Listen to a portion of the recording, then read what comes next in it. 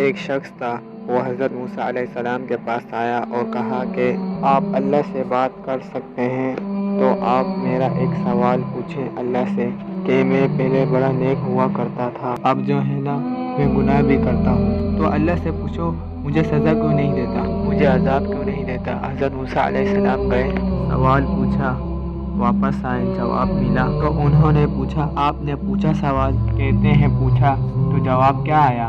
کہتے ہیں اللہ نے جواب دیا اس سے پوچھ کہ وہ جب میرا ذکر کیا کرتا تھا کہ وہ جو اس کے دل میں سکون تھا کیا وہ اب ہے؟ اس نے کہا نہیں۔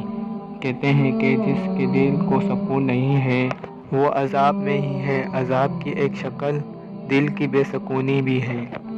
السلام علیکم یوٹیوب فیملی، آپ کا بہت بہت شکریہ، آپ ہمارے چینل پہ آئیں اور مزید اسلامک ویڈیو دیکھنے کے لیے ہمارے چینل کو سبسکرائب کریں، لائک کریں، شکریہ۔